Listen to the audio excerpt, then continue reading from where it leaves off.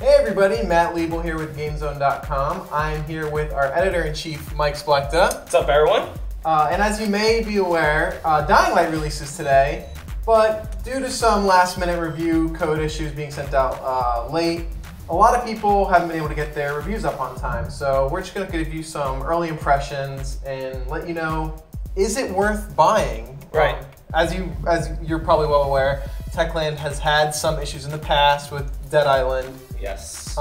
Understandable if people are a little bit skeptical. So, what can you say for them to ease their mind? Well, I guess compared to Dead Island, right?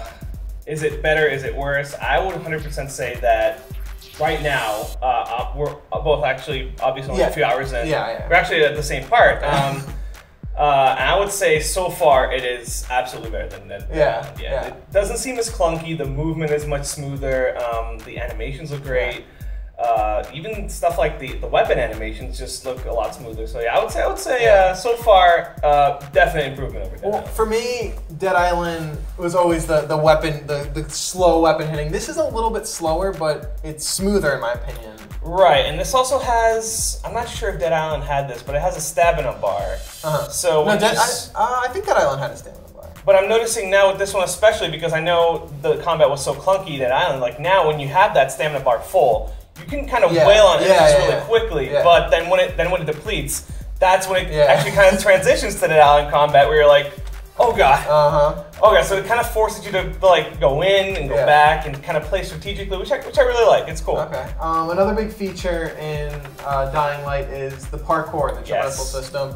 Amazing, I love it. It's pretty good, yeah. There have been only few times where I think I fell to my death because of the towers. I think because of some unfortunate control issues. I'm gonna blame it on the game. Okay, it's the game's fault. Yeah, of course. No, but other than that, I think it controls really well. But I love the parkour system, but I feel like it really comes to life at night. Yes, absolutely. I mean, you saw me. It's like two different games, I'd say. I wouldn't. You play a lot of Dead Island or not really? I played a lot of the first one. I wouldn't say that Dead Island was a scary game.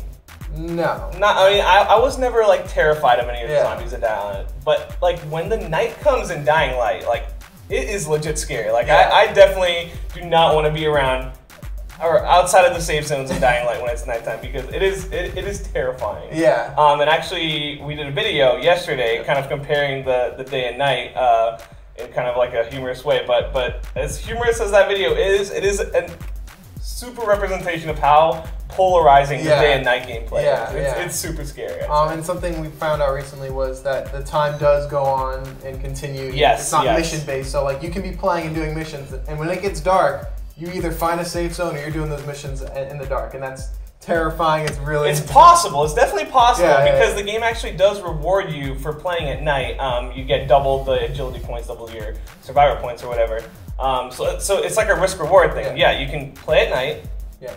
Probably die, but if you don't, you'll get a lot more XP for it, which I think is a pretty great system. Yeah. But Dying Light doesn't, or Dying in Dying Light doesn't have like. It's not that big of a deal if you die in it, which I think helps. Yes, the only thing I didn't notice is you lose some survivor points, which I think is the game's XP. Yeah, I'm still figuring that out. And that actually caps at some point. Like, I've died 3 times last night, so I've lost a few, and then by the 3rd time I died, I didn't lose any. So I'm guessing it stops penalizing you for dying. But it still sort of sucks, and it makes you not really want to die because you don't want to lose any of your XP progress, which I'm assuming that's what it is. Yep. So like I said, we're still playing the game. We're still working on the review. Check back later this week. But early impressions so far, I mean, should people buy into it yet? Should they wait? What would you recommend? If you're looking for a zombie experience that's kind of like Dead Island in like the mission structure and everything, but way more polished gameplay and good parkour elements, absolutely, it's really fun. Plus, we didn't try this yet, but it has 4-player co-op, which Dead Island had also. So I think that's a pretty good feature. Yeah, we're gonna try that out. That'll be in our review. Some of the story elements will be in our review because there is a story here. All that check also back. Better than Dead Island. Yes. So check back later this week for our full review. Once again, this has been Matt Liebel. Mike Splechta. We're here with GameZone.com for all your news, walkthroughs, guides, videos, whatever you need to see. GameZone.com. You got it.